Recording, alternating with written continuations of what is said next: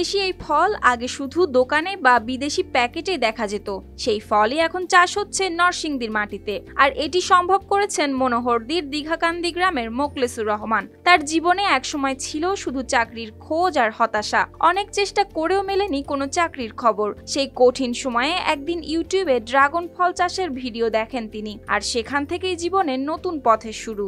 সব মশার বিরুদ্ধে সুরক্ষা দিতে এলো বসুন্ধরা এক্সট্রিম অ্যারোসল, মশার বিরুদ্ধে এক্সট্রিম সুরক্ষা। প্রথমত আমি বাগানটা ইউটিউব দেখার পরে এটা করার জন্য উদ্যোগ নেই।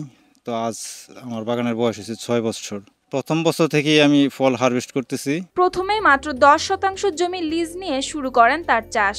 তখন অনেকেই সন্দেহের চোখে দেখেছেন, কিন্তু মোখলেসুর দমে যাননি। সময়ের সঙ্গে সঙ্গে তার বাগান এখন ছড়িয়ে পড়েছে 44% জমিতে। লাল ড্রাগনের সঙ্গে সঙ্গে তিনি চাষ করছেন হলুদ ড্রাগনও, যা দেশে এখনো বিরল। পিআরসি মুখলেস ভাই ড্রাগন বাগানটা দেখলাম অনেক সুন্দর এবং পরিচর্যাভাবে বাগানটি অনেক গুছানো। তো এইখানে উনি দুই জাতের ড্রাগন ফল চাষ করে, একটি হচ্ছে লাল ড্রাগন, একটি হচ্ছে হলুদ ড্রাগন। তো তুলনামূলকভাবে হলুদটা একটু টক, লালটা একটু মিষ্টি। তো ড্রাগন দুটি খুব সুস্বাদু।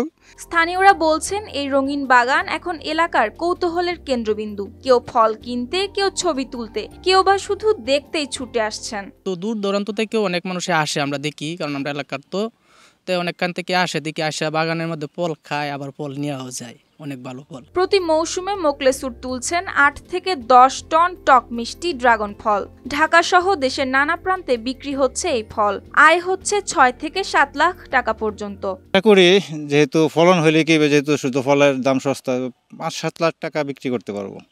আমার বছরে মনে করেন যে 2.5 থেকে 3 লক্ষ টাকার মতো খরচ যায়। যদি আমি 6 লক্ষ টাকা বিক্রি করি তাহলে আমার 3 লক্ষ টাকা থাকে। আধুনিক বীজ প্রযুক্তি সহ নিয়মিত পরামর্শ দেওয়া হচ্ছে বলে জানান এই কৃষি কর্মকর্তা। নরসিংদীতে বাগান হিসেবে আমাদের 15 হেক্টর জমিতে ড্রাগন রয়েছে। ড্রাগনের ব্যাপারে আমরা প্রথম থেকেই কৃষকদেরকে তাদেরকে প্রযুক্তিগত সহযোগিতা, কোথা থেকে ভালো চারাটা পাবে, এই চারাটা কিভাবে লাগাবে, এটা কিভাবে পরিচর্যা করবে, এই ধরনের আমরা পরামর্শ দিয়ে থাকি। আমরা তাদেরকে অনেক সময় প্রকল্পের মাধ্যমে বাগান সৃজনের জন্য আর্থিক সহায়তাও দিয়ে থাকি।